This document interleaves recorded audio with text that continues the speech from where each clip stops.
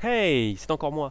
Donc on était sur les mots de passe et là on avait vu avec 5920 que le code était tout simplement pouvait être récupéré avec un hexdump quoi. Donc maintenant on va essayer de créer un autre mot de passe et notamment un mot de passe plus long que 4 éléments et vous allez voir ce qui va se passer. Alors on va faire A78, B45, G, je sais pas, 2 points, pourcentage 2 par exemple. Voilà. Bien évidemment il faut modifier le nombre d'éléments en correspondance. Bien évidemment, ici je vais mettre 20, je suis large. Super. Donc, on va retourner sur le code et on va recompiler mini, mini.c-o, mini.x et on va réexécuter le hexdump. Et on sait que les variables sont stockées vers 410, donc on n'a qu'à y aller direct. Hein.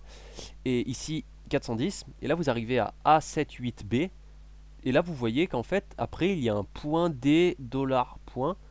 Et ensuite, il y a 4, 5G de points. Et ensuite, 4 trucs bizarres, encore une fois. Et pourcentage D, 2. Alors ici, vous voyez bien que, en fait, les éléments des variables sont stockés par groupe de 4. Ici, un groupe de 4, A, 7, 8, B. Ensuite, 4, 5, G, 2 points. Ils sont là, 4, 5, G, 2 points. Et ensuite, pourcentage 2. Donc, il faut aussi savoir comment stocke le compilateur, tout simplement, les variables, pour essayer de les lire et de les comprendre. Voilà. Donc, vous avez d'autres éléments qui vous permettent de récupérer par exemple les chaînes de caractères contenues dans un programme. Je vais ici vous parler vite fait de strings. Alors c'est une petite commande, donc comme je l'ai dit, qui récupère les chaînes de caractères. Donc les chaînes de caractères de mini, on peut les voir, elles sont là. Vous avez par exemple, ici vous avez presque un mot de passe, A78B, et ensuite 4, 5, G2 points. Ici le problème c'est qu'ensuite, le pourcentage 2, qui est à part, je vous le rappelle, puisque on l'a vu dans Xdump, qu'il était séparé des autres, c'est normal. Donc là vous avez un groupe de 4, ici à gauche vous avez un autre groupe de 4 et celui-là est tout seul. Mais comme il commence par un pourcentage, pour strings, ce n'est pas une chaîne de caractères. Donc strings peut vous aider dans des cas simples, mais dans certaines situations il ne peut pas, mais je préfère vous donner la commande parce qu'elle peut vous aider dans certaines situations. Donc, euh, ceci étant, vous avez maintenant compris que quelle que soit la complexité de votre mot de passe, à la limite, finalement dans certaines situations, ça ne sert absolument à rien. Ici, c'est un exemple flagrant. Ce mot de passe qui est très compliqué peut être trouvé extrêmement facilement. Maintenant, on va regarder un petit peu et on va maintenant à quoi? Oui, on va s'intéresser à. Oui, bien sûr, à qu'est-ce qu'on peut faire contre ça, tout simplement. Donc, le premier truc qu'on va faire, c'est on va créer un programme alternatif, enfin alternatif, disons différent, qui sera responsable de crypter juste un petit programme tout bête pour crypter un code. Et ensuite, on va utiliser ce code crypté. Donc, d'abord, int main void, jusque là rien de particulier, et on va crypter tout simplement, on va appeler une fonction cryptée, et on va lui donner en argument ce qui est donné en paramètre lors du lancement de la fonction. Donc int main void, crypter argv21, on va crypter, en fait voilà, l'objectif c'est de crypter euh, à la volée argv21 et afficher le résultat. Pas besoin de stocker aucune variable, donc en fait c'est tout ce que je vais mettre dans le main. Donc char étoile argv, et ici donc c'est une fonction qui retourne rien, donc pas besoin de faire quoi que ce soit. Oups, pas besoin de faire quoi que ce soit. Et donc crypté, qui prend en argument, euh, bah ici on va mettre une chaîne temp temporaire, donc char étoile chaîne par exemple. Et ensuite on va créer comme d'habitude notre boucle for. Alors ici je vais mettre un système de cryptage complètement bateau, hein, un truc euh, très très primaire, c'est-à-dire je vais faire juste un décalage de 1 dans la table ASCII. Normalement si vous avez suivi les vidéos de cours avancés, c'est exactement de ça dont je parle. Donc, tiens pourquoi j'ai le réflexe, je mets tant que i n'est pas égal à... Mais c'est pas ça qu'il faut mettre. Il faut donc, l'objectif c'est donc, on va travailler avec chaîne plus i. Voilà. Voilà, donc ce qui est pointé par chaîne plus i. Donc ici, on veut s'arrêter quand ce qui est pointé par chaîne plus i, tant que ce qui est pointé par chaîne plus i n'est pas égal à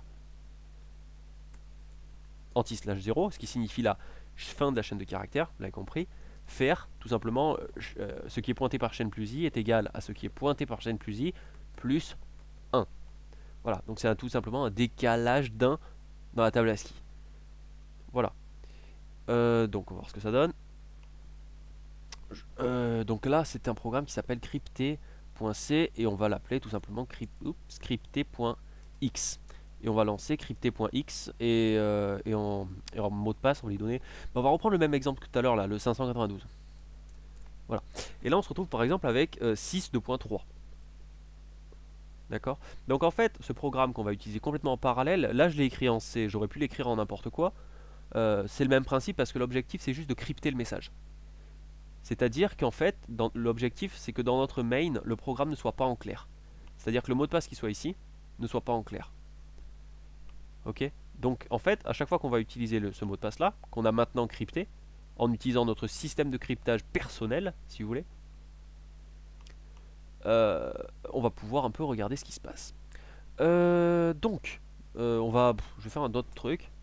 Comme ça, je vais utiliser un peu tous les éléments qu'on avait vus, enfin que j'ai fait dans les dernières vidéos là, que j'ai fait il y a quelques temps là, sur les allocations dynamiques de mémoire. Du coup, ça permet un peu de faire un rappel pour ceux qui n'avaient pas bien saisi. En tout cas, donc là, notre objectif c'est quoi? C'est tout simplement de créer une chaîne de caractères mot de passe. On va récupérer cette valeur et l'afficher.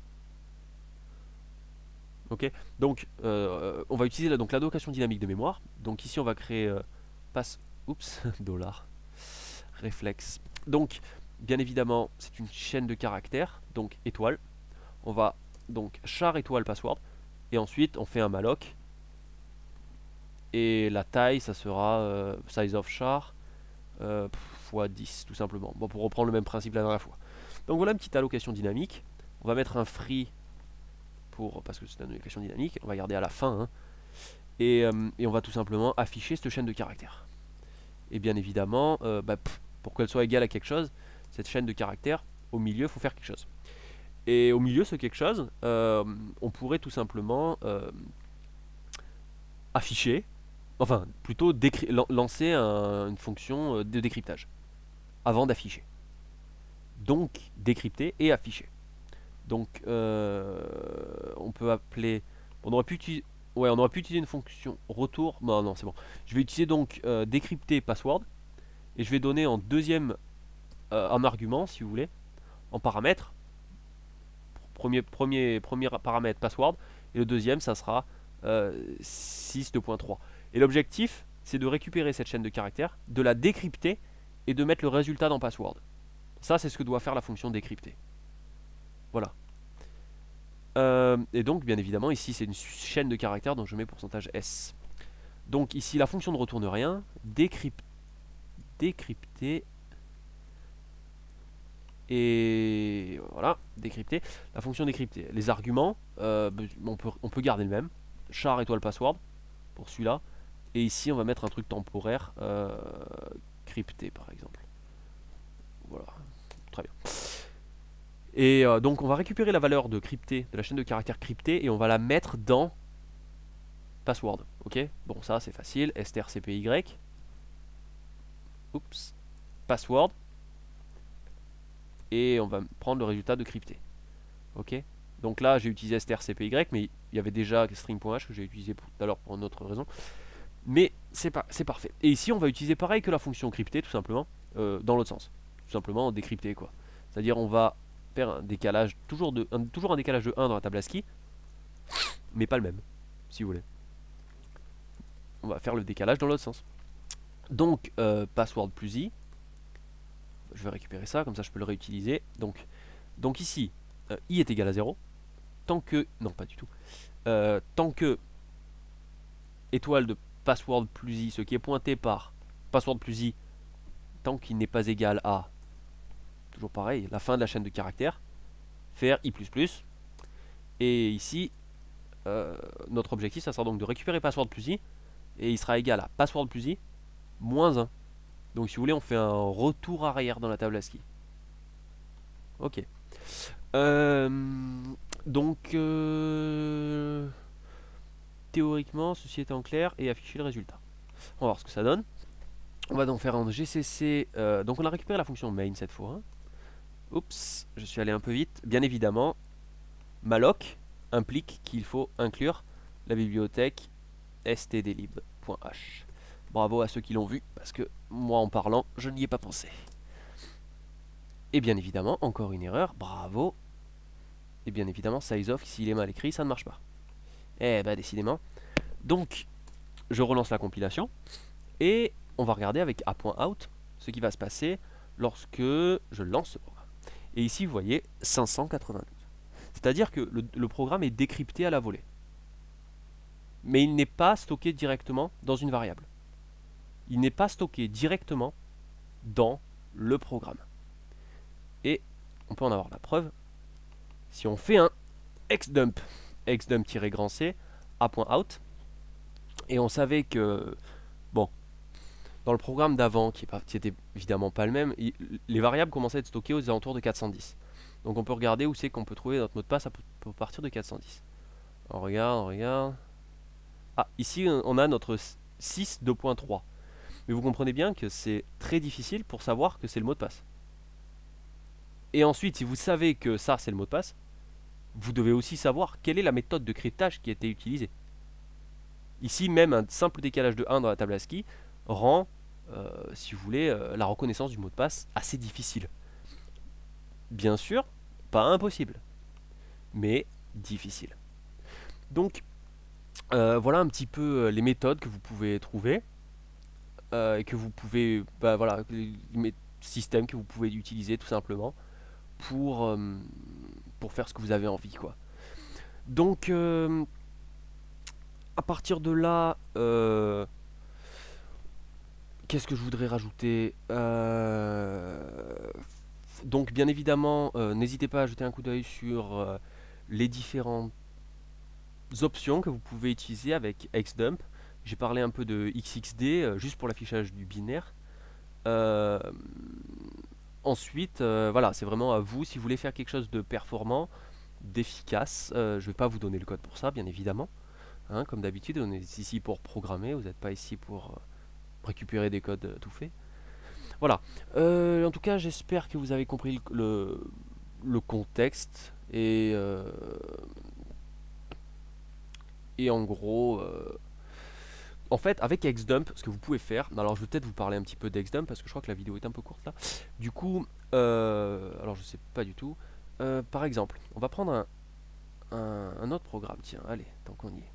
Et on va l'appeler if. Ou plutôt non, c'est bon, je ferai ça dans la vidéo d'après, c'est pas très grave.